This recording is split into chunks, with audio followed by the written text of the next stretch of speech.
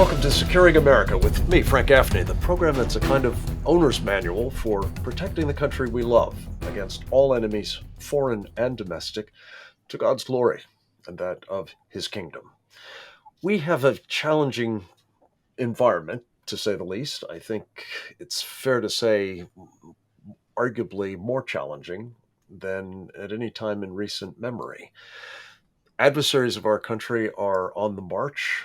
I think they sense a weakness on the part of our own government that can be exploited, and they are probing inexorably worldwide. One of the places in which that probing is taking place, and unfortunately, there's reason to believe our enemies are particularly emboldened, is in the Middle East. And there we've seen the Biden administration pursuing relations with the Iranian government. They have been weakening our relations with, among others, Israel and the Gulf states.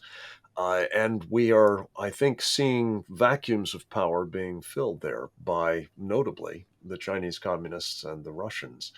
And all of this argues for taking counsel from one of our duty experts on that region. His name is Ambassador Yoram Ettinger.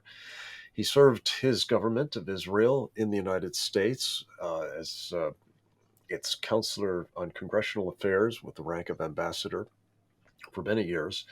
And he has been, ever since, a very prominent and thoughtful commentator on what is going on in the region and how it relates to, but not just the vital interest of his state of Israel, but also of the United States as well. Mr. Ambassador, it's always good to have a chance to catch up with you. Welcome back, sir. Thank you very much.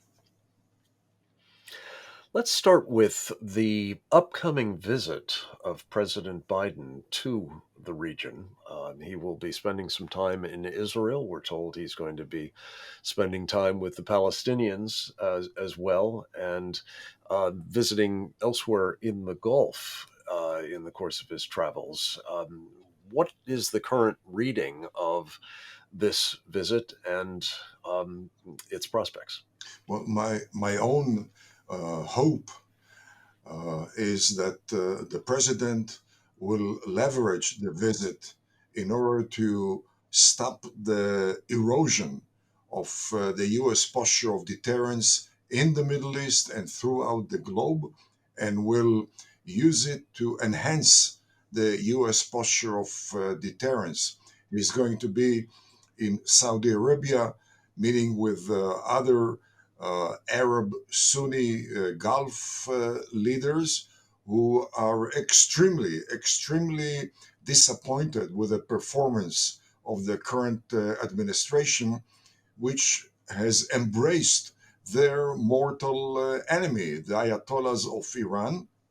And at the same time, this administration has put the pressure on the traditionally pro American Arab Sunni entities in the Persian Gulf, most notably Saudi Arabia.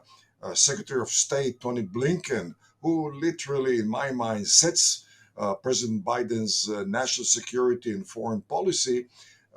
Secretary Blinken is on record stating publicly that he is going to put the Saudis on notice.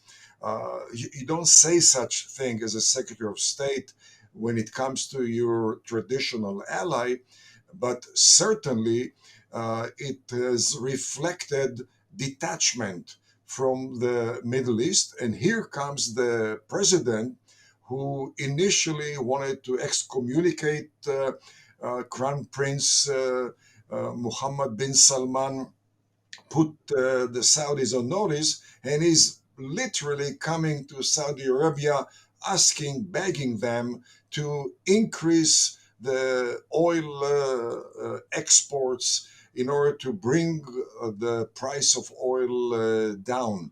That is not something which befits a leader of the free world.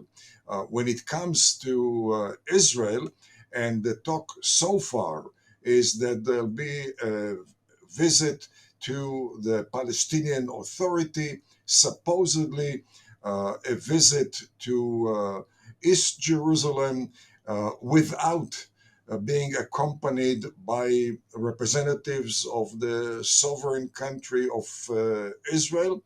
If indeed the visit will take in such a place, it's going to intensify Palestinian radicalism. It's going to have a very bad impact on the stability of the region, because this would be an invitation to further Palestinian terrorism. And the whole idea of redividing Jerusalem, of establishing an American consulate in Jerusalem, which would in fact be an American embassy to the Palestinian Authority, first and foremost would violate the 1995 American Jerusalem Embassy Act, which is an American law. And the law specifies that Jerusalem is united and exclusive capital of Israel. Reversing such a policy would portray the US as if it acts under Arab threats, under Arab pressure, and this again does not bode well for America's posture of deterrence. And last and not least, maybe most importantly, the whole idea of putting pressure on Israel, as is the intent of Secretary Blinken, to retreat from the mountain ridges of Judea and Samaria, that in my mind reflects complete misunderstanding of America's best interest in the region. Israel on the mountain ridges secures the survival of the pro American Hashemite regime in Jordan, and therefore, in fact, enhances the national security of Jordan's neighbors from the south, Saudi Arabia, United Arab Emirates. And at the same time, should there be a Palestinian state on the same mountains of Judea and Samaria of the West Bank, this would be the end of the pro American Hashemite regime, which would cause an anti American avalanche. Hopefully, the visit to the Middle East will introduce to the president the real Middle East rather than the overly simplistic Middle East as is reflected by the current policy.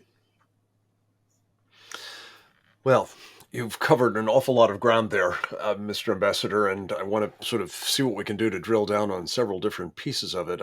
I guess the overall observation is that President Biden is coming into this region in a weakened state and as a supplicant, having alienated our friends and seeking now further, it seems, to undermine them. And it's exceedingly difficult to see any positive good coming out of all of that, especially as it relates, as you say, to the strategic environment, both for Israel itself and its immediate neighbors, and then those further down in the Gulf who are all now extremely anxious. And you didn't touch on Iran. We're going to talk a little bit more about that on the other side of a short break.